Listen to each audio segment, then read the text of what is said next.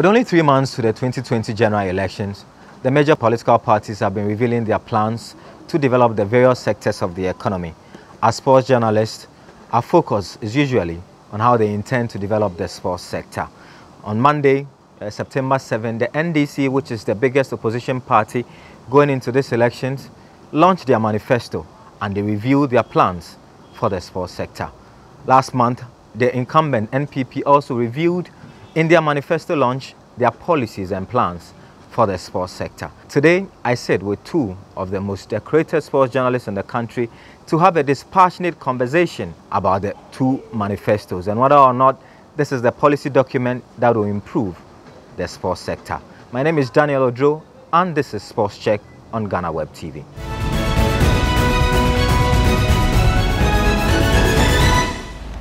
Welcome back from the break. This is Sports Check on Ghana Web TV. My name is Daniel Odro. Before I introduce my guest and we delve into the conversation, I want you to listen to what President Nana Akufo-Addo said during the manifesto launch about the plans he has for the sports sector. After that, we'll play the insert of ex-President John Dramani Mahama and his plans for the sports sector. We're back after this insert. Assumption of office. A total of 68 sports-related projects have been undertaken, of which 12 have been completed and 56 still ongoing. These include the construction of youth resource centers in 10 regions, which are all at significant stages of completion, as well as the construction of some 29 AstroTurf pitches nationwide.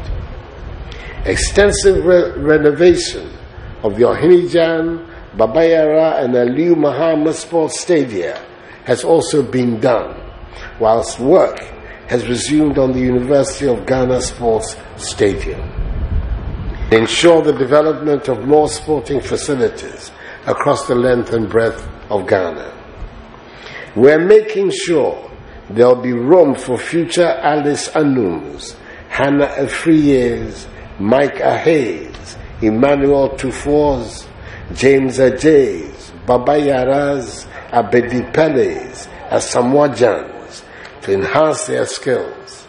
We want to make sure that when children turn on the television to watch sporting programs, they will be able to find on the field and track Ghanaians successfully competing at the highest levels.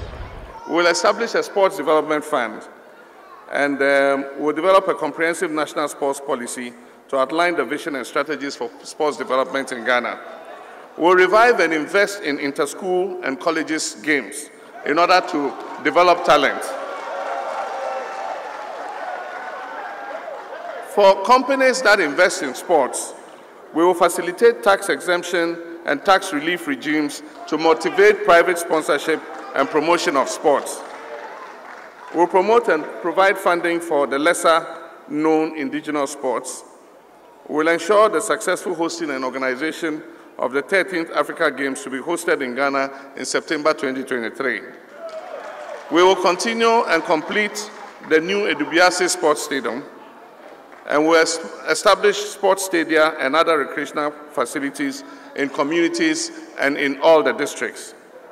Now, this is an interesting one. We'll use the Sports Development Fund to assist the sports associations to provide and improve remuneration and welfare of local sportsmen and women.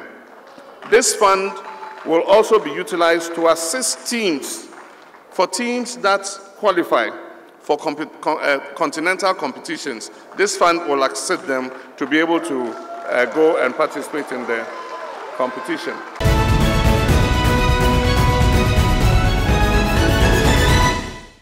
All right, there you have it. You saw President Nana Akufo-Addo and his plans for the sports sector as far as the 2020 general elections are concerned. And also heard ex-President John Dramani Mahama and his plans for the sports sector. My guests today are Sadiq Adams. He's affectionately called the Sports Obama. He joins us for the conversation. Sadiq, thanks for your time. Also on the show is Jerome Ochre. He's a sports pundit and also the sports editor for the official mouthpiece of Kumasi Asante Kotoko, the Kotoko Express. Jerome, thank you and welcome to the show. Thank you. So on Monday night, September 7, the NDC finally unveiled their manifesto. Sadiq, I'll start with you. What were your major takeaways as far as the sports sector was concerned? Well, thank you. I think in both manifestos, you see very lofty promises. And by both parties, you realize that indeed they have very, feasible policies and projects that can sustain and even improve the level of sports in the country, like we've all cried out for such a long time. But what really amazes me is the fact that a lot of them are very basic projects that should have been done over the years to have given Ghana an advantage in sports. If you look at the times of Nkrumah, how the country was so much, flourishing in all the sporting sectors and disciplines. If you check the very little facilities that we had then, and that commensurated to the number or the population then, but we still managed to produce very sterling sporting talents. And since then, Ghana has backtracked in terms of sports development, and we've essentially taken sports as a recreation and not really something that can be a strategic business, create a strategic business opportunity for the country. So it puts me in doubt, rather, that if this can be achieved or done when the parties are in power. Basically, my takeaways are the establishment of, in 3 belts of the country, sports excellence centers to nurture talent from the grassroots, for them to compete for the country. That's the way to go, like the French Clairefontaine and other academies, top sporting academies. If you establish this in 3 belts of the country, the southern sector, middle belt, and the northern belt, you have talent flowing in, and the pool for national team managers and even sports scouts to be able to pick from. And I think that's very, very feasible. Apart from that, I also have the establishment of the multi-purpose complexes in all districts in the country, and even the district assemblies can be able to do this without the central government having to contribute. And okay, just to stay with you, the point where you mentioned the sports centers at the district levels, we have in the past complained about how facilities tend to become white elephants once a major competition is not around. How do we ensure that when we have it at the district level, it won't become a white elephant? Basically, they want to put out projects and facilities just for people to see that there is a monument here, there is a legacy that we left in terms of projects. That's why there's been a debate, but a lot of them are going to rot in the next 10 years because we do not have people who are trained to take charge, and there is no framework and proper plan to take the facilities or keep them well in check. We need to train people to take charge of the facilities. What the politicians should have done was to have regional development centers. Right. And so at every region or district level, there is a regional coordinating council. There should be an office for sports where at least 3 or 4 people who take charge of the region's sporting activities or coordinate the district sports should be. So once you develop a sports infrastructure, they move there, set up their offices. So even though they are part of the regional minister's plan or the regional coordinating council's plan, they are under sports. If you give the district sports development center or multi-purpose center, give it to the custody of the regional coordinating council or district coordinating council, they are supposed to generate funds, use it for weddings, use it for charity matches. People will go there for other activities outside of sports. And I believe that the NPP's construction centers have hostels. There are people who are moving around having conferences and wanting places, modest places to sleep. The Cape Coast Stadium had these facilities, and that's where the national teams are training. Recently, there are people who move there and hire them as hotels and hostels to sleep. These are avenues that you can use to generate funds to maintain the place, but there should be people who are trained, not politicians. In 10 years' time, they are going to be rotten away because you put politicians in charge, you can't sack them, meanwhile they don't have the know-how. Just like how our various stadia have turned to be white elephants. Right. That's Sadiq Adams. We call him the Sports Obama. Jerome, what's your general assessment of the NDC and the NPP's performance as far as sports is concerned? I think the key thing will be the infrastructural development. And it's so obvious that even if you've not lived in Ghana, when you come and these things are pointed out to you, you'll find them as significant. Because in a long while, it's always been the Accra Sports Stadium, the Babayara Stadium, and a few others. So to have a government speak to the fact that, look, infrastructure it's important and there is a deficit in our system, and so we would want to fill that void. And not just talk, but the fact that some have been done or they are actually on it and there are pictures to authenticate the fact that work is being done, you have to commend them. And then the other thing will be promises they made or assurances they gave that, look, we are also going to look at what has been there, and today it's more or less spoiled or destroyed. And the fact that we will get it back to life. And I've seen Nkoko, for example. I mean, I've been to the Nkoko Park a lot of times, and anytime I see it, I wonder why all of us will drive all the way from Accra and other places to watch football matches there. Recently, I saw the sports minister and other people there making sure that, look, we said we'll get this thing done, and we are doing it.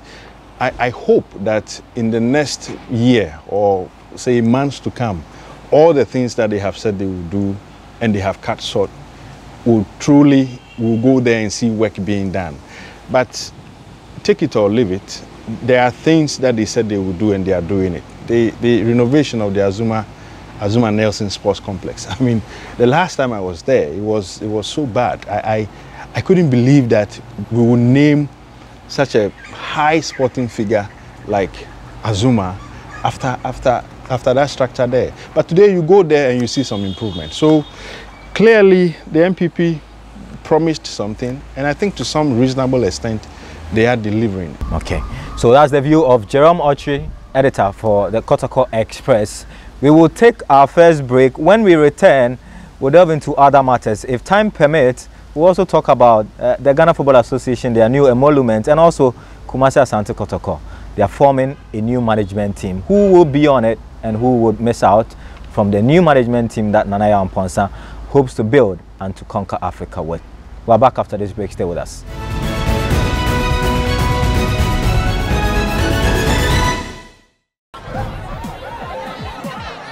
Powers and principalities. There's so much fire inside me. Tragedy struck when part of the largest hillside at the kosher rubbish dump collapsed. It's going to be fun to see how he goes about approaching this game.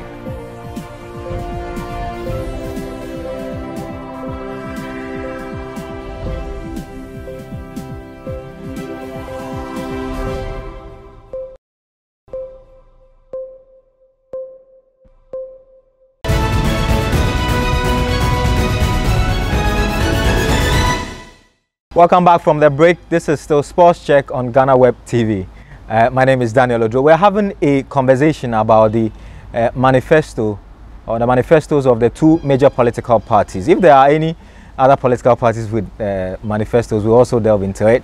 But we're focusing on the NPP and the NDC and their policy document as far as the sports sector is concerned. Gentlemen, so what were the missing items in the manifesto for you? Let's start with the NDC. What did you expect to see or hear that you didn't hear or see? One important thing that has been missing is the construction of the Olympic Stadium. Even though the Ghana Olympic Committee has said that there is a construction of that ongoing and the country preparing to host the 2023 African All-African Games, I don't know which of the parties, they only captured successful hosting of the 2023 Olympic Games, that's the All-African Games. But where is this going to be hosted? You have 3 years to host the games. The stadium should be ready by 2021 for Ghanaian athletes to be able to train there.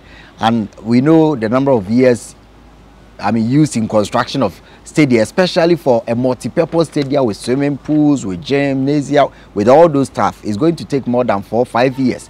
So I believe that if the parties have indicated that they are going to, construct or host the 2023 All-African Games, then the construction of the Olympic, stadium should be, a significantly captured for people to see that no, the construction is ongoing, or it started here. It's a 20,000, it's a 40,000 capacity. Funds are coming from here, because you cannot indicate that you are going to host all African Games. Then the stadium for the construction, the short cutting has not even been done.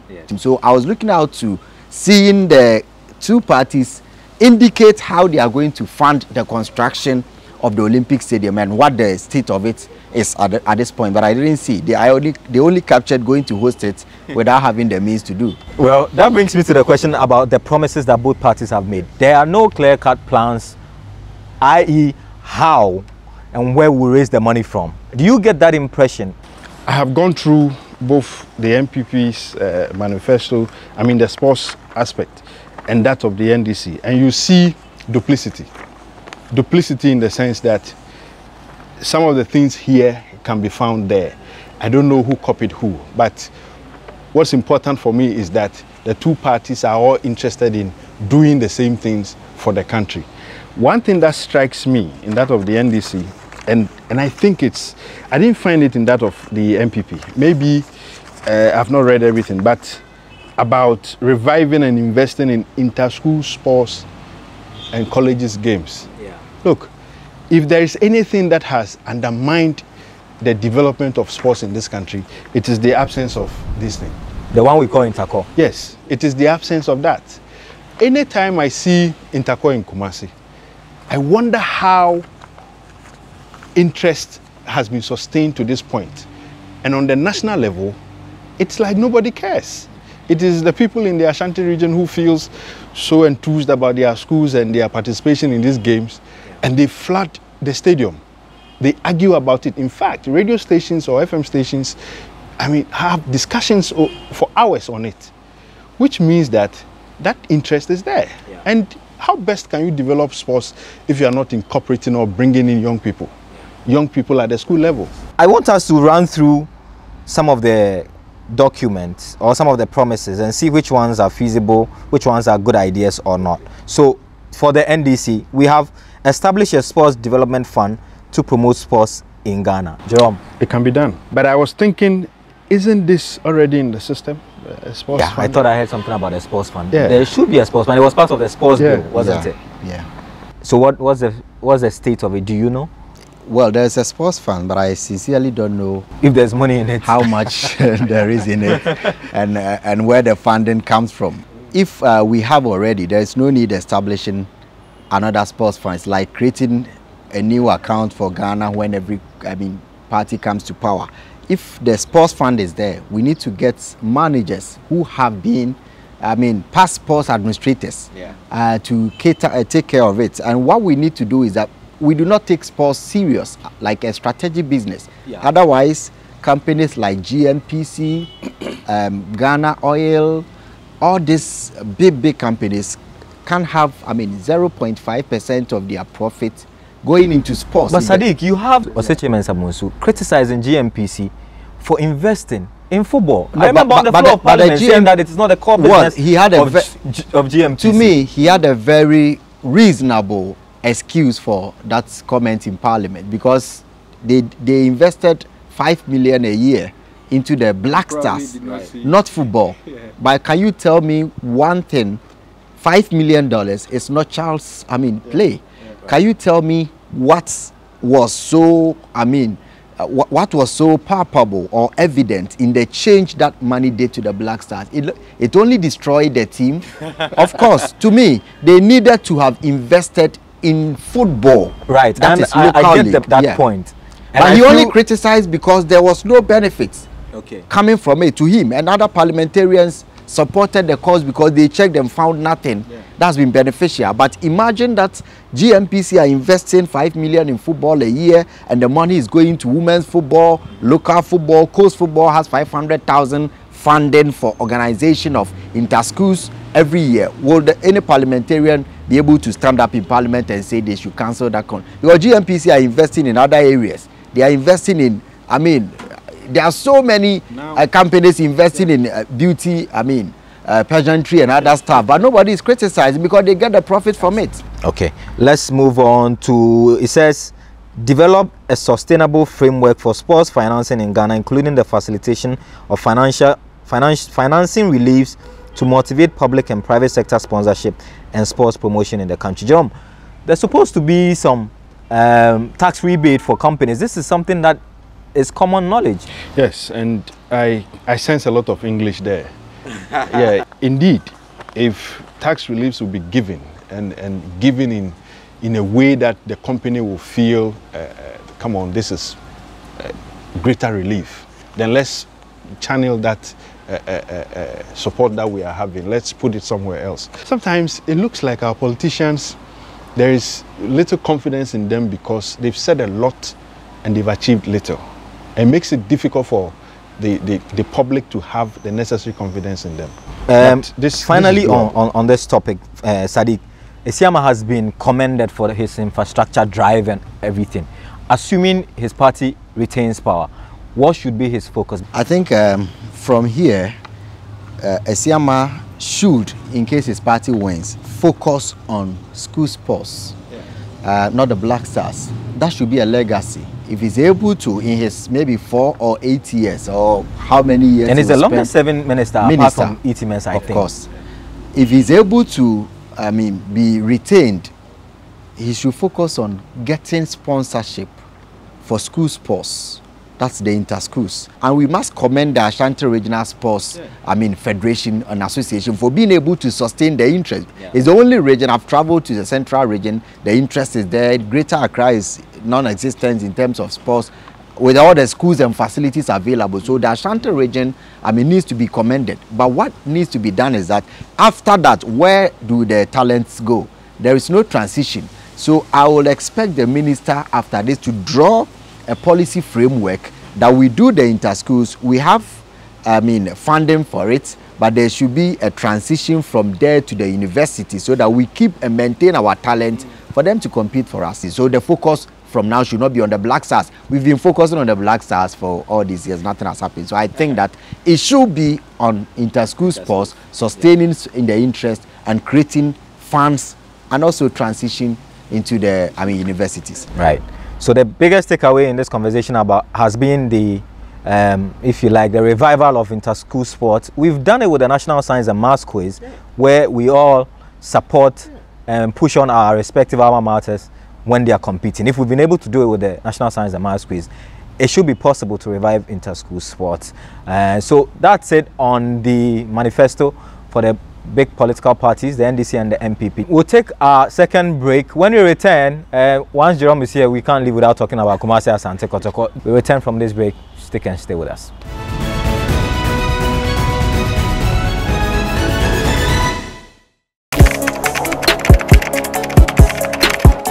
We table issues relating to the arts and entertainment for a riveting discussion, of course, without fear nor favor. The question the presenter asked them was a dumb question. You need to speak the fact and move. Varied views.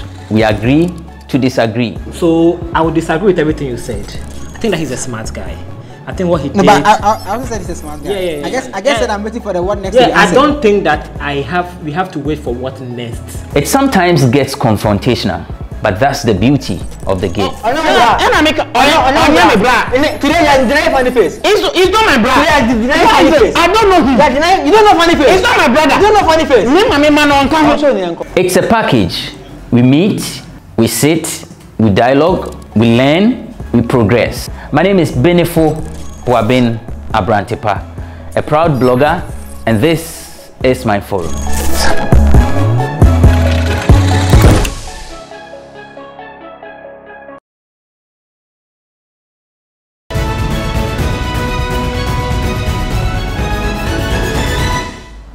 Yeah, welcome back from the break. You're still here on Sports Check on Ghana Web TV. We're into the final lap of our show. Jerome, let's talk about Asante Kotoko before we go. Nanaya Mponsa, the shock I had after his appointment was that in the first week he nearly resigned. That there was a almost fisticuffs at the first meeting with the board. Where I come from, I can only read I can only read these stories, right, and not really make my position known on it publicly. That is if what happened it's even true. But I mean, I think that those of us in the media tried to spin it, because look, how many of us have not attended meetings in our job places or our workplaces where tempers went up, people disagreed and all that? And I don't know about the resignation bit, but this is common knowledge to everyone that if such a thing happens at Kotoko, you'll be told to put your work down. Because, I mean, it's Kotoko we are talking about. You leave it, someone will take it. So I don't know about what happened in there. But even if it happened, I think it's one of those things that should be expected. Yeah. There will be disagreement. I think the important thing is how we handle the disagreement. Are you going to be part of the new management? I don't know. And are you willing to be part of the new management? No, I've been playing a lot of roles for Kotoko in many ways. And I think that that's more important than seeking to be appointed and put in a position somewhere. I have had a chance of meeting Nanaya. I made known a few things I think would be helpful, and he was accommodative, very open, very receptive, even gave me more than I expected. Okay. Sadiq, your final word on it. Do you think this is a poison chalice for Nanaya and Ponsa? I think his brilliance is known already. I will only commend him for his boldness to accept the Kotoko job, knowing how the place has been a banana, peel for a lot of top football people. Herbert Mensah failed to become the Herbert Mensah he wanted to be because of Asante Kotoko. Sylvester Asariowusu, if not being a royal of the Asante man, could have been in jail by now because of Asante Kotoko. A whole lot people have gone into Kotoko, came out and swore never to even venture. A whole KK Sapon, has said that is his toughest job. He's managed Tema Oil, that's generating millions of dollars with so many workers, Cocoa Board. He's gone into so many corporations and organizations, but says Kotoko is the toughest job he's ever done. It tells you that Nana Yamponsa has had some, brazen boldness, and we need to commend him for that. As to whether that boldness will translate into some positives for him and the club is something that, only time will tell. Because for Asante Kotoko, the structure has always been the same. From the palace to board, you always hear of, people with mixed backgrounds, from entertainment, from business, from commerce, from everywhere coming together to form a board. You hear the names and you are excited. These are people to transform the fortunes of Asante Kotoko. Then 2, 3, 4, 5 months, something happens and these people cannot even go back to Menchia where they were inaugurated because Menchia doesn't want to see them. It is a very, very dangerous terrain to ever, think of going to turn things around. And I'm waiting to see the membership of his management. It also counts. But to me, if he's not bold and strong enough, one, he is not the one, putting in the money. That's the difficulty with Kotoko. There was no election for the people on board to know that we were elected for a 4-year term. So we are serving the 4 years. And this is what we are getting. Aside Nana Afre Omuso Omumbesumno, what do they get? Kotoko has got custodians. The king appoints people. The people come and they are supposed to invest their personal money. So I hear that they are contributing $1 million. If that money doesn't come after the first year, are you expecting them to invest in the second year? Meanwhile, they don't have any job security. So it's not only about the passion that Nana Afre Omuso Omumbesum. Fine, they will go and leave Nana. What do they benefit from Kotoko? The insults will come. The attacks will come. How do they sustain their stay in the club when they don't have the power to maintain or even retain themselves? For Asante Kotoko, you can sign 5-year contract to be the CEO. If the palace says that they don't want you because traditionally somebody has come to tell them this and that, you are gone. But I believe that this looks like a new beginning for the club. Their problems are always coming from the field. Yeah. They come, you know, the things, they've stabilized a lot because they are not playing. But the supporters are very fickle, like any other football One defeat fan. and we're... You know, Yes. But you know that aspect is true. But then we also have to understand that if so much dirty water has gone under the bridge, it gets to a point where we must begin to distill and have some freshness. I'm being confident because, see, Kotoko fans don't have a choice. Either we exercise some amount, an amount of patience and allow the system to, the new system to work, or we pull that plug Sadiq is talking about and have it messed up. Yeah. I would go for the first option because everything he said is true. We've gone through it over and over and over. It has to work at some point. Right. And if this is the time, we must allow it to until they change the structure. I think that we all are being hopeful, but the structure is very shaky. Look at the House of Folk structure. See, the things are not well, Jerome. You see, at House of Folk, but you cannot sack the chairman. But the point, because there's a structure. Something we always forget is that the Kotoko structure cannot change.